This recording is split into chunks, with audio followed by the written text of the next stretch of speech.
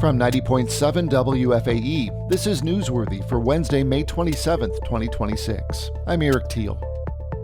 The South Carolina Senate has abandoned a last-minute effort to redraw the state's congressional map before this year's midterm elections. Senators voted Tuesday afternoon to reject the proposal backed by President Trump that would have eliminated the state's only majority black congressional district represented by Congressman James Clyburn. Several Republicans joined Democrats in opposing the plan, arguing it was too late to make changes with early voting already underway. The Charlotte City Council Tuesday night approved a timeline to pick a mayor to replace Vi Lyles, who is resigning June 30th. Steve Harrison has this report. City council members agreed to consider both people who were serving on the council and outside candidates. The schedule calls for a week-long application window to open Tuesday. The city council would hold public interviews on June 18th and make their pick on June 22nd. Council members agreed they want applicants to say whether or not they plan to run for mayor in 2027, though the city attorney said that would be non-binding.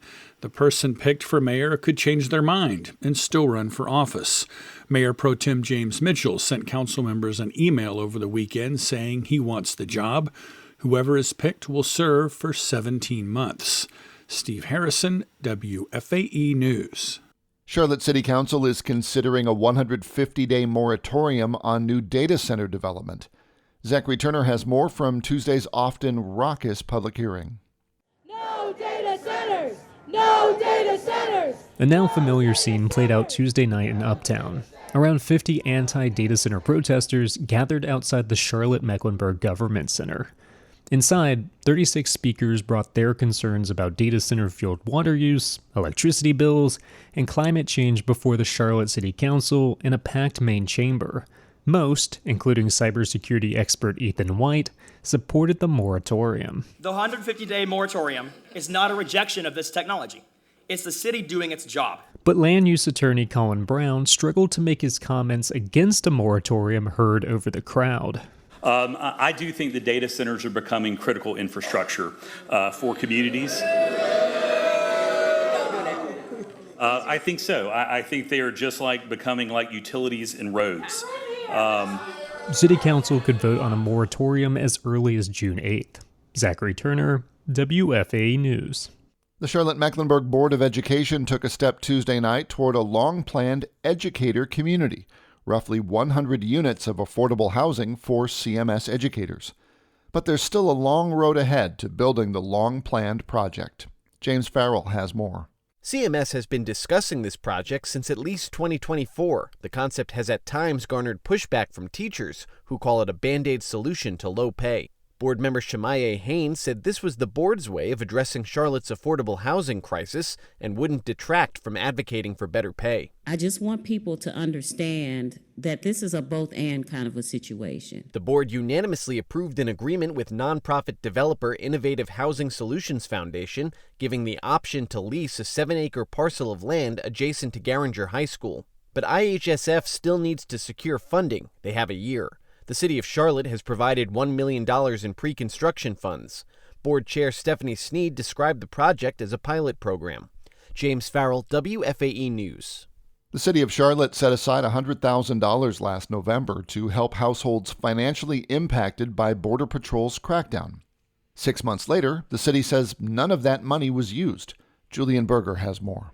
The city created the emergency fund to help families pay for rent and utilities, as many local businesses closed and people stayed home out of fear. Crisis Assistance Ministry was tasked with handling applications and distributing funds to households. But the city told WFAE this week that only 3 households were approved during the 12 weeks the program was open.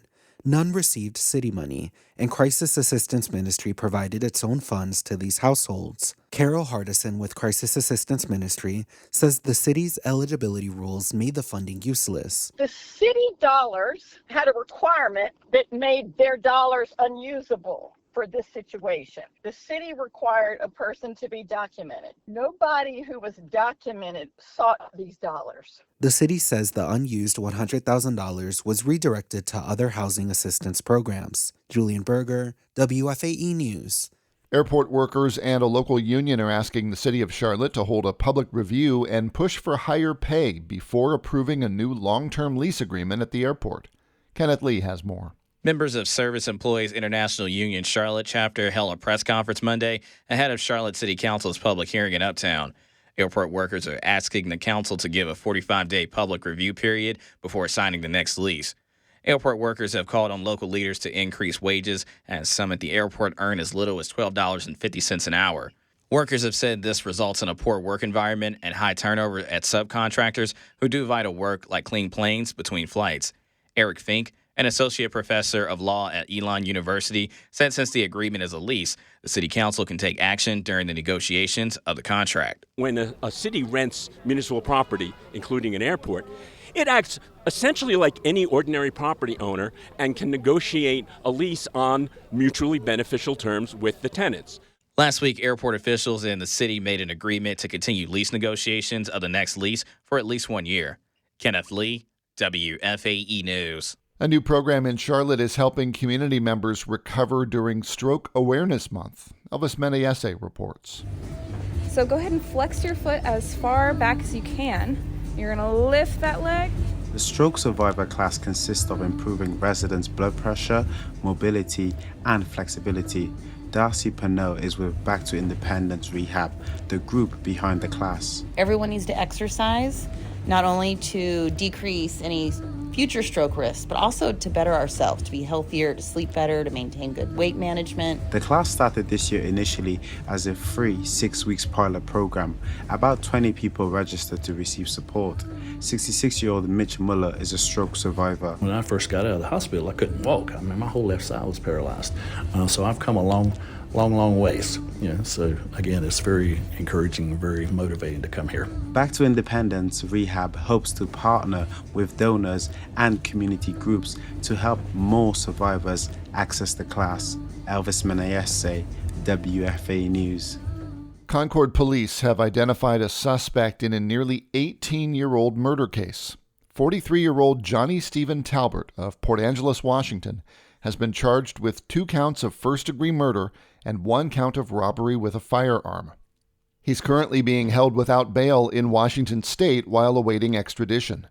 Talbert was arrested and charged in connection with the 2008 double homicide and robbery that occurred at the Sundrop Bottling Company in Concord.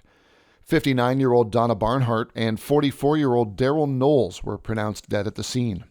Barnhart was the longtime office manager for the Sundrop Bottling Company. Knowles was there to apply for a job. Detectives believe Talbert shot and killed the victims and stole money from the front office before fleeing the scene.